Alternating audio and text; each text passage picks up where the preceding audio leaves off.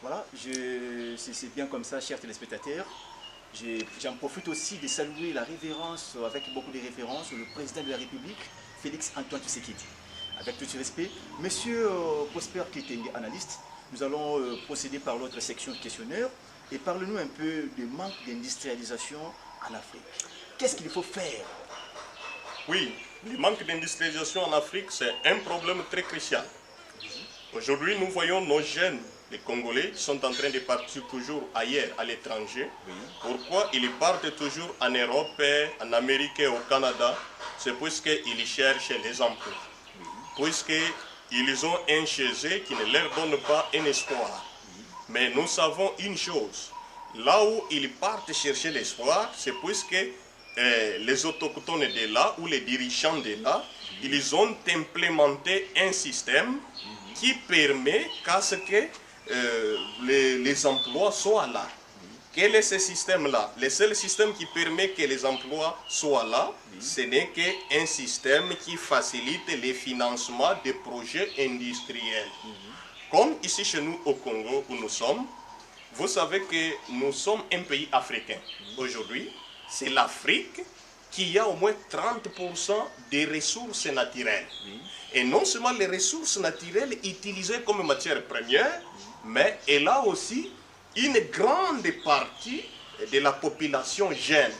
Pourquoi je parle de la grande partie de la population jeune? Puisque étant chercheur des facteurs incubateurs de développement économique, je sais que la population jeune, c'est elle que nous appelons en économie les capitales humains. Les capitales humains, lorsque vous avez les matières premières, telles que nous venons de dire que 30% des matières premières se trouvent en Afrique, et en particulier au Congo, le monde c'est ça, il est notoire. Et maintenant, quand vous avez déjà ces matières premières, il faut maintenant la transformation de cette matière. Et cette transformation-là implique maintenant le capital humain, ce que nous appelons la main-d'œuvre. Donc, nous avons les matières premières ici, mais pour la transformation, nous avons aussi les capitales humains ici. Quand les colons belges étaient venus ici, ils étaient venus avec un seul objectif économique. Ils étaient venus tout d'abord pour chercher la débouchée de leurs produits manufacturiers, et de deux, c'était la recherche des matières premières. Donc, qu'est-ce que je vais dire par là? Ils avaient déjà fabriqué des produits là chez eux, mais ils cherchaient maintenant qui pouvait acheter ces produits. Où est-ce qu'ils allaient vendre ces produits-là? Et de deux, ils cherchaient les matières premières. Après avoir vendu leurs produits qu'ils avaient fabriqués, ils devraient acheter maintenant des matières premières qu'ils n'avaient plus là chez eux, afin qu'ils puissent maintenant les transformer chez eux. Ils les transforment, ils nous amènent encore ici. Donc, si l'Afrique, nous parlons du Congo, je ne peux pas parler de l'Afrique en général, puisqu'il y a certains pays d'Afrique qui ont quand même pris déjà la conscience. Puisqu'on dit toujours que la prise de conscience, c'est déjà le commencement même de la solution. Alors, les pays comme l'Asie, j'étais là en 2000, les pays comme l'Éthiopie, c'est un pays africain. J'étais là en 2018 quand j'étais à Addis Ababa. J'étais parti visiter certaines industries de chaussures et tout comme ça. J'ai trouvé, ils ont plus de 1000 industries de cuir. Donc, ils sont maintenant capables, ils ont fabriqué même des chaussures qu'ils envoyaient aux Italiens. Donc, c'est pour vous montrer qu'ils ont déjà pris la conscience. Ils sont maintenant au commencement de la solution. Alors, comme les problèmes qui nous concernent, c'est le problème du Congo, notre pays, nous ne pouvons pas passer cette situation-là inaperçue. Il faut que nous puissions quand même faire quelque chose dans ce pays-ci, puisque c'est le nôtre. Bon, maintenant, qu'est-ce qu'il faut faire pour que nous puissions vraiment éradiquer la pauvreté ou le chômage? Il faut promouvoir les secteurs industriels. C'est-à-dire, nous avons les matières premières ici sur place, et ces matières premières, nous les transformons. Et quand nous transformons, cette phase de transformation-là, c'est ce que nous appelons les secteurs secondaires. Et c'est cette phase qui joue un grand rôle dans l'histoire du développement d'un pays. Puisque c'est les secteurs secondaires qui nous permet maintenant d'engager les gens. Mais que faisaient les colons belges lorsqu'ils étaient venus ici?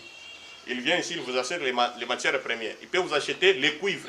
Les cuivres à $10 000. Il va amener 10 tonnes de cuivre qu'il a acheté à $10 000. C'est une proposition, c'est un exemple que je donne. Je ne dis pas que 10 tonnes égale $10 000.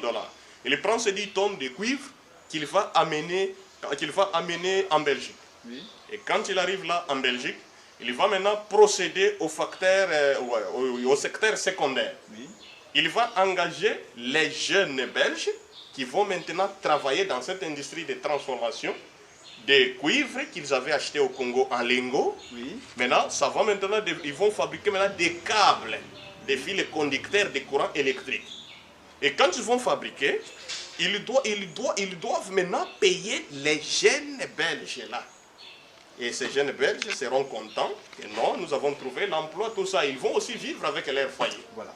Maintenant, ils vont prendre les câbles qu'ils ont fabriqués, ils vont nous ramener encore ici en RDC pour nous vendre ces mêmes câbles-là à 100 000 $. Voilà. Qu'est-ce que les colons a fait? Il a d'abord récupéré les 10 000 $ qu'il nous avait laissés en achetant les matières premières et d'aider les restes encore que nous avons eu autrement, soit si nous n'avons pas, il va nous endetter. Donc c'est comme ça que le Congo ne peut pas se développer, le Congo ne peut pas prendre un envol, même si on changeait de chef de l'État, même si on mettait qui comme chef de l'État, si au moins les Congolais eux-mêmes ne veulent pas travailler avec les chefs de l'État, avec un souci patriotique, ils ne peuvent pas en résulter quelque chose qu'on espère. Monsieur Prosper, qu'est-ce qu'il maintenant il faut faire ici chez nous, en République démocratique du Congo, et pour avancer les choses? Oui, il y a toujours quelque chose à faire. On n'est pas seulement les analystes, nous faisons l'analyse et puis nous cherchons maintenant une mesure préventive ou une mesure défensive, pour bien le dire. Bon, ce n'est pas une recherche qu'on doit entamer aujourd'hui, puisqu'on est déjà en route, on est déjà en chemin. Il y a quelqu'un qui avait déjà pensé comme nous. Je pense que c'était vers les années 80. L'ancien président Mobutu Sese Seko. Il avait déjà pensé comme moi. C'est pourquoi il avait mis en place une institution qu'on appelle Fonds de promotion pour l'industrie. C'était un fonds qui a été créé pour promouvoir l'industrie de la RDC. C'était pour cela qu'on avait créé ces fonds-là. Mais aujourd'hui, je m'étonne que quelqu'un peut aller à l'FPI, au fonds de promotion de l'industrie. Il va emprunter une somme d'argent, et cette somme-là pour construire les immeubles. Mais quand tu construis un immeuble, l'immeuble n'est pas un actif pour développer le pays. L'immeuble, c'est un passif. Pourquoi? Puisque ça ne doit pas ramener l'argent qui est ailleurs. Quand vous construisez l'immeuble, vous avez pris 100 000 $, vous avez construit un immeuble. Mais vous attendez maintenant que les locataires viendront habiter là-bas. Mais qui va habiter? Puisque vous avez construit cet immeuble ici à Kitambo, vous avez construit cet immeuble ici au Congo, ce sont toujours tes frères congolais qui doivent y habiter.